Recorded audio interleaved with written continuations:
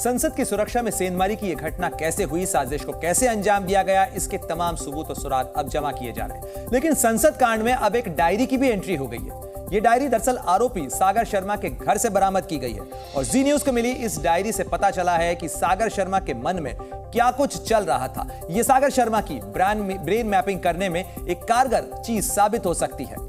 Diary में सागर ने लिखा कि घर से विदा लेने का समय पास है, कुछ भी कर गुजरने की आग मन में दहक रही है। काश मैं अपने माता पिता को समझा पाता, अगर ऐसा नहीं है कि मेरे लिए संघर्ष की राह चुनना आसान है। एक और जगह सागर ने डायरी में नोट किया कि दुनिया में ताकतवर व्यक्ति वो नहीं है जो छीनना चाहता है, ताकतवर व्यक्ति वो है जो हर सुख त्यागने की क्षमता रखता है।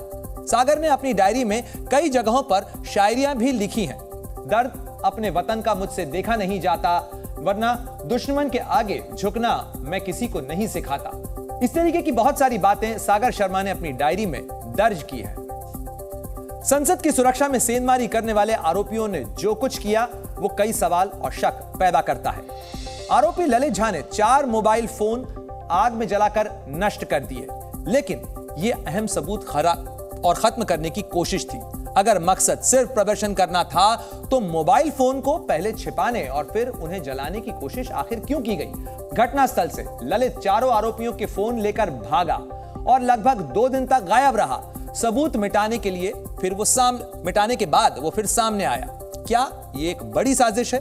सागर शर्मा की डायरी में कुछ कर गुजरने की जो बात लिखी गई है उसका आखिर मतलब क्या है, उसके मायने क्या है? संसद के अंदर जानबूझकर जूते में छिपाकर स्मोक क्रैकर ले जाना ये कोई आम घटना नहीं है। क्या इसके लिए उन्हें किसी तरीके की कोई खास ट्रेनिंग दी गई थी? ये वो बहुत सारे सवाल हैं जिनको लेकर इस समय जांच एजेंसियां पड़ताल कर रही हैं। सवाल कई हैं और सभी जवाब आरोपियों को कटघरे में खड़ा करते हैं। क्या इन्हें भटका हुआ युवक मानना सही होगा? ये सवाल जांच एजेंसियों की पड़ताल में शामिल है। और इस गंभीर मामले में जहां जांच अभी जारी है, वहीं संसद के भीतर और बाहर विपक्ष इस मामले को लेकर मुद्दा बना रहा है, सरकार को घेरने की कोशिश कर रहा है। इस बीच सत्ता पक्ष ने टीएमसी और कांग्रेस पर गंभीर आरोप लगाए। क्या कुछ आरोप लगाए गए हैं, देखिए हमारी इस रिपोर्ट में।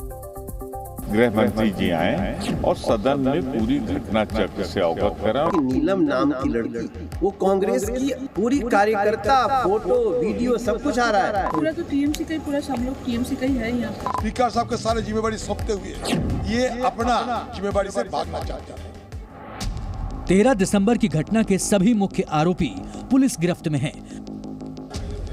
जांच जारी है। बावजूद इसके संसद के भीतर और बाहर 14 सांसदों के निलंबन और संसद की सुरक्षा में सेंधमारी को लेकर सरकार और विपक्ष आमने सामने आ गए हैं। विपक्ष के हंगामे में शीतकालीन सत्र में माहौल बेहद गर्मा गया है। सांसदों के जुबानी तीर अपने अपने तरकश से लगातार निकल रहे हैं। गृह मंत्री जी आए और सदन में पूरी घटना चक्र से अवगत करें और बताएं कि भविष्य में ऐसा नहीं होगा, इसके लिए क्या कदम उठाया जा रहा है। लोकसभा और राज्यसभा से निलंबित हुए विपक्षी सांसद गांधी जी की प्रतिमा के सामने प्रदर्शन कर रहे हैं और सरकार के खिलाफ एकजुट हो रहे हैं। विपक्ष सुर में सुर मिलाकर इस घटना पर हंगामा काटे हुए है। कांग्रेस अध्यक्ष मल्लिकार्जुन खड़गे के दफ्तर में मंथन हुआ तो वहीं संसद के गेट पर धरने पर बैठे सांसदों से सोनिया गांधी ने मुलाकात की।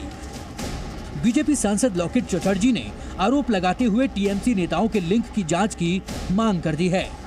ये जो ललित का जो फोटो आप देख रहे थे, विधायक के साथ, तृणमूल का विधायक के साथ फोटो है, इसमें बंगाल कनेक्शन पूरा स्पष्ट हो रहा है। इन्वेस्टिगेशन टीम को जांच होना चाहिए क्योंकि ये जो प्री प्लान बहुत बड़ा एक प्लानिंग है। विपक्ष गृह मंत्री का जवाब चाहता है तो सरकार साफ कर चुकी है कि जांच चल रही है। Where did the Home Minister give the statement? He gave the statement to the media, not to the House of which he is a member. हम सदन चलाने न देंगे, इनका स्टेटमेंट है क्या? ये सेंसिटिव मामला है, they should understand it, they should behave responsibly. जुबानी जंग इस तरह छिड़ी हुई है कि वार पलटवार का दौर रुकने का नाम नहीं ले रहा है। गृह मंत्री जी ने बताना चाहिए देश को कि उसमें क्या राजनीति है। हम सदन में गृह मंत्री से क्या हुआ उस बारे में एक निवेदन चाहते हैं।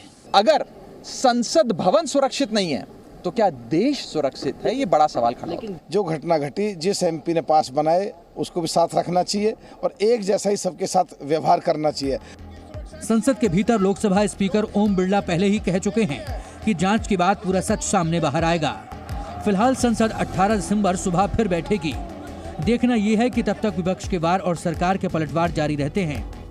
ब्यूरो रिपोर्ट, जी मीडिया। जी न्यूज़।